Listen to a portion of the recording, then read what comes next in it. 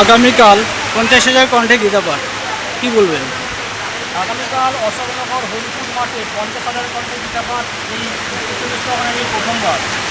আপনারা দেখেছেন যে 5 লক্ষ কণ্ঠে গীতা পাঠ ব্রিগেডে করেছি, 1 লক্ষ কণ্ঠে গীতা পাঠ ব্রিগেডে করেছি। আমরা যখন 5 লক্ষ কণ্ঠে গীতা পাঠ করেছিলাম, ভেবেছিলাম যে 1 লক্ষ কণ্ঠের লোকের থেকে কিছু কম লোক হবে, কিন্তু সেই 1 লক্ষ কণ্ঠে গীতা পাঠের ব্রিগেডে মানুষ আরও অনেক বেশি হয়েছিল, অনেক বেশি সাফল্য হবে, এই অনুষ্ঠানে সফল হয়েছিল।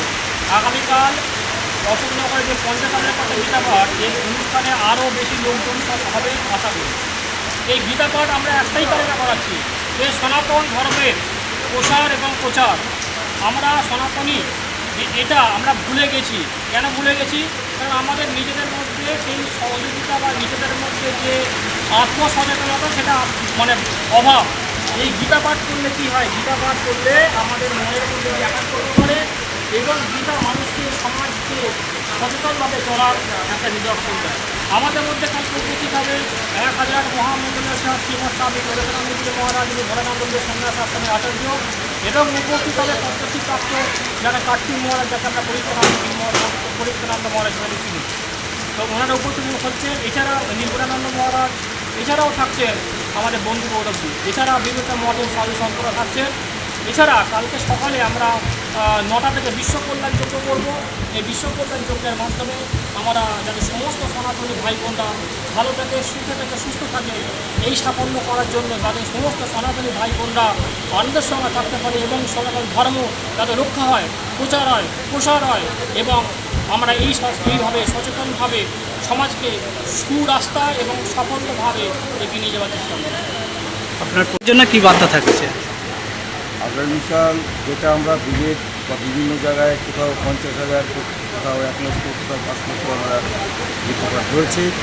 আজকে এই আগামীকাল যে হরিপুর মাঠে আমাদের সনাতনীর একটা জাগরণ এবং সনাতনীকে জাগ্রত করবার জন্যে সনাতনীদেরকে সকলে এক ছাতার তলে আসবার জন্য আহ্বান জানিয়ে আগামীকাল এই মাঠে 50,000-এর অধিক লোক হবে, কিন্তু আমরা 50,000 বলছি। 50,000 কণ্ঠে গীতা পাঠ করা হবে, তার প্রস্তুতি নেওয়া চলছে এবং এখানে আমরা আশা রাখছি হয়তো 50-এর আরও বেশি ঊর্ধ্বে লোক হবে।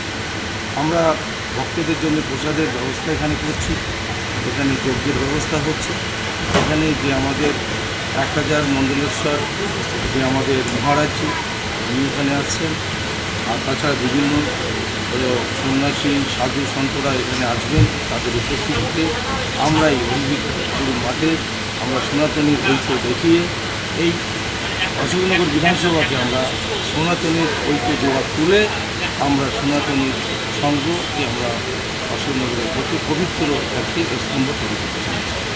এই দিক থেকে কতটা সুযোগ সুবিধা পাচ্ছেন? প্রশাসনকে আমরা আমন্ত্রণ জানিয়েছি। বর্তমান প্রশাসন অশোকনগর থানার ওসির সঙ্গে কথা হয়েছে, উনি আমাদেরকে সম্পূর্ণরূপে সহযোগিতা করবেন।